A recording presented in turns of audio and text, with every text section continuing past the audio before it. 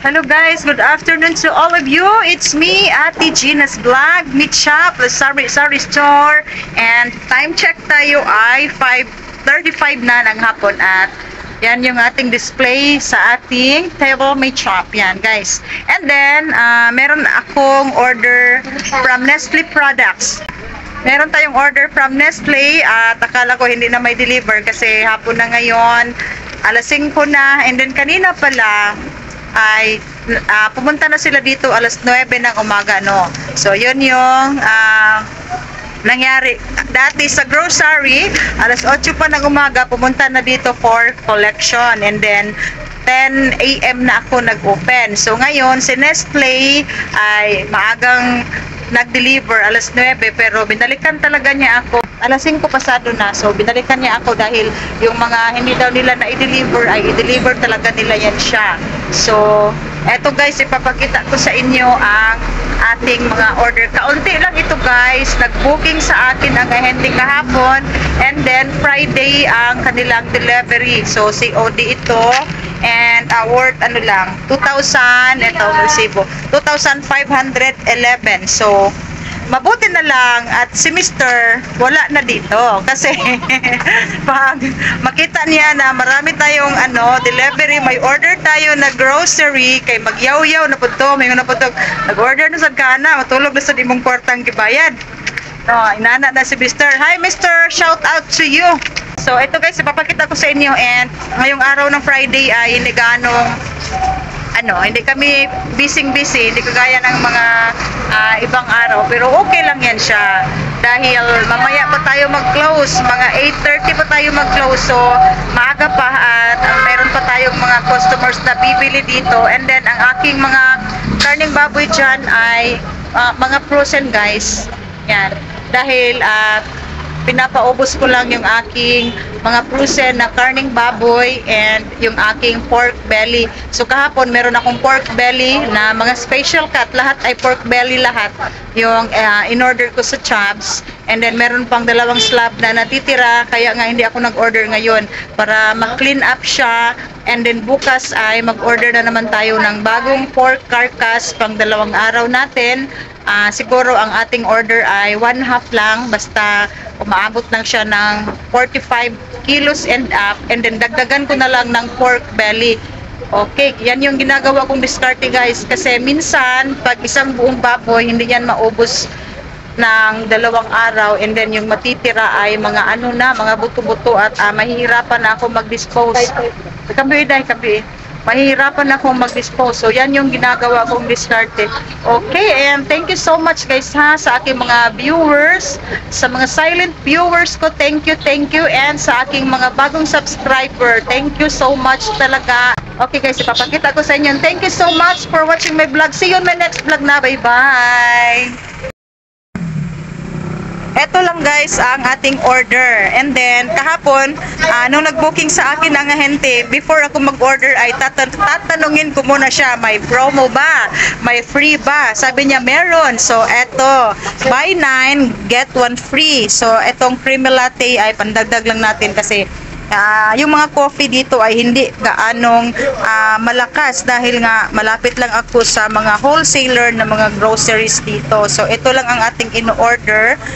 Yan, at saka itong Nescafe na original, and itong medyo malaking pack na magic syrup. And then ito, malakas din ito guys, pero ngayon ay wala nang pasok ang mga bata, pero it's okay, kailangan mag-stock lang tayo dahil yung mga palamig talaga ay humahataw yan siya. May bibili at bibili pa rin sa ating mga palamig dyan, sa ating malaking chiller. And plano ko pang mamili ng yung mga Sunmeg na beer. Okay. And then eto ay may less tayo na 10 pesos. Yan.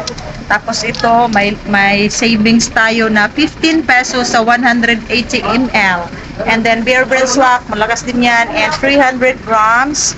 Tapos ang Milo nila is 10 plus 1 at saka 5 packs na Nescafe sachet. So ito lang guys ang aking order, worth 2,511 ngayong araw ng Friday. And Yun yung ating mga display sa ating table meat shop. Ang aking pork belly ay yan na lang guys. And then yung aking mga frozen na pork beer na yan na lang din kasi Friday nga wala nang pasok. And may buto-buto pa tayo, pork buto-buto. And marami tayong dressed chicken dahil nagpa-deliver tayo kanina worth 3,000 pesos.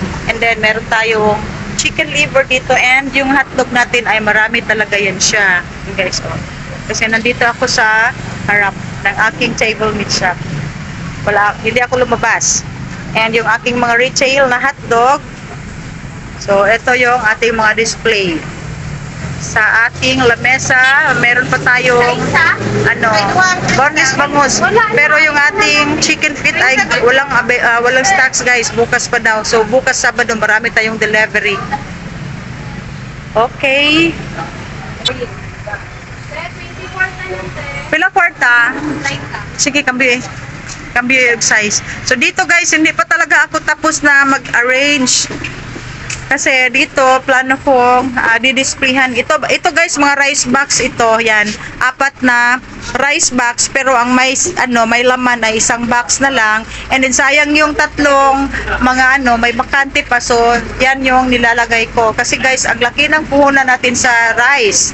And then, pag mag-stock tayo ng marami dyan ay medyo na-stock ang aking kapital dahil ang mga dito, yung mga tindahan ay may mga nag-wholesale din guys. Yung boteka dyan sa gilid namin ay nag-wholesale ng bigas. So mabibitin talaga ako. Kaya nga hindi ako nag-stock ng maraming bigas. And then napakalaki pa naman ang kapital. Itong Puhaco rice na yellow, ang 25 kilos ay 1,290 na ang sako. So nasa 53 na ang puhunan, no? 53 pesos. And then ang ginansya natin ay nasa 5 pesos lang, 6 pesos. Hindi katulad ng mga hotdog na halimbawa sa Virginia 55 ang puhunan, ang benta ko 70. Ang laki ng aking guys, ang laki ng aking ginansya, no? I-compare natin sa bigas. Kaya nga ito lang, tig-2 sako, 3 sako lang ang binibili ko.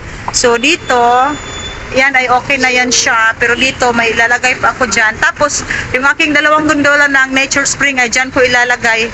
So i-display ko yung aking mga mineral water na nasa likod, i-display ko pa dito.